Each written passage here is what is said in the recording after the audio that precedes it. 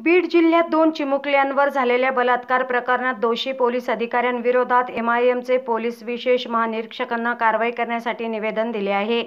एमआयएमचे महाराष्ट्र कार्याध्यक्ष डॉक्टर गफ्फार कादरी, शहराध्यक्ष शारिक नक्शबंदी, सोहेल जलील आदींची प्रमुख उपस्थिति होती। हुए हैं तो यकीनन दहरा देने वाले वाक़यात थे। पहला वाक़या सूडी गांव में, जो मंजरे गांव तालुके में आता है, एक मासूम 9 साल की बच्ची पर बलात्कार किया गया। उस वाक़ये में इन्वेस्टिगेटिंग ऑफिसर ने कोर्ट में मौजूद ना रहते हुए एमसीआर मांगा, जो हमारे लिए तशवीश की बात थी। वो गुनाह, वो जुर्म काफ़ी ख़तरनाक, भयानक होता है और आईओ का जो तरीक़ेकार था वो हमको नापसंदीदा, निग्लिजेंट, अपनी जिम्मेदारी को अदा नहीं करने का था। तो ये एक मामला था। उस सिलसिले में हम 19 तारीख को बीड के एसपी से मुलाकात किए थे, मगर हमें कोई खातिर का रिजल्ट नहीं आया। दूसरा वाक़या अंबाजोगाई तालुके में सिरसारा पुलिस स्टेशन की हद में है। एक बेटी हमारी जो कम उम्र है, नाबालिग थी, अप्रैल के महीने में मिसिंग हो गई। उसके वालिद ने शिकायत दी, उस शिकायत पे कोई कार्रवाई नहीं हुई। जून में उसने एसपी के पास निवेदन दिया, फिर भी उसकी बच्ची को ढूंढा नहीं गया। और अभी 19-20 तारीख को 8 दिन पहले जब वो आईओ के पास गया अपनी बीवी के साथ, अपने बेटे के साथ, तो आईओ ने किया कहीं कुछ झकमगाने बच्चे पैदा करते। वो आदमी के दिल पर असर हुआ, उसने 19 तारीख को फांसी ले ली। हमारा कहना यह है कि इंतहाई सेंसिटिव मैटर्स में आईओ का ये बर्ताव, ये तरीक़ेकार कायदे और क़ानून के ख़िलाफ़ है।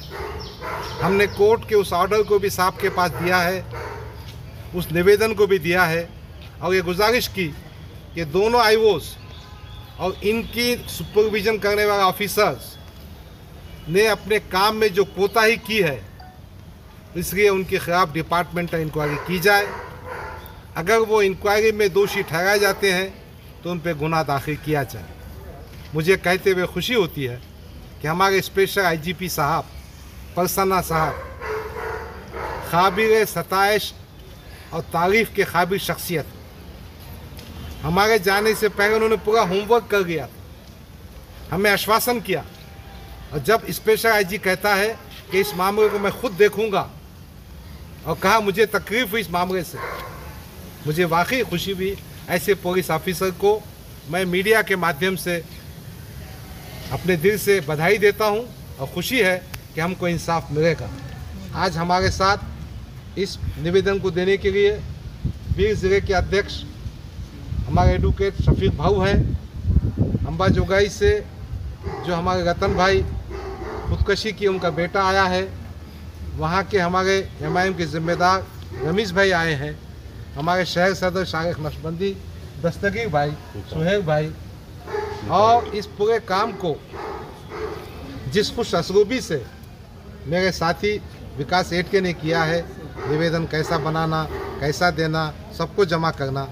बहरहाल हमने स्पेशल आईजी साहब को जो निवेदन दिया है उससे कुछ हद तक हम समाधानी है।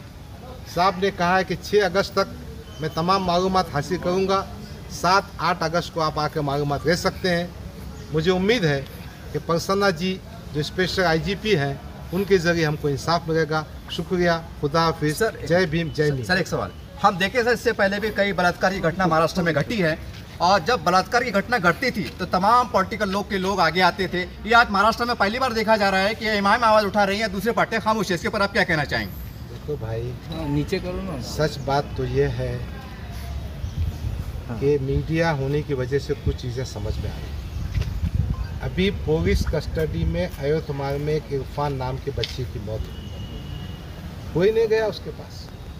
जब एमआईएम ने मसला उठाया तो कुछ वहाँ के फिर राजकीय पार्टी के नेता गए। यहाँ भी क्यों, तो मैं एक समझता हूँ जमहूरियत में अगरचे कि भारत का संविधान कहता है सबके हुकूक, सबका अधिकार, मगर कहीं ना कहीं जब माइनॉरिटी के अधिकार की बात आती है तो किसी को चिंता और फिक्र नहीं होती है।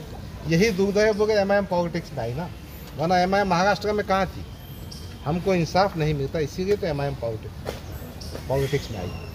चल थैंक यू।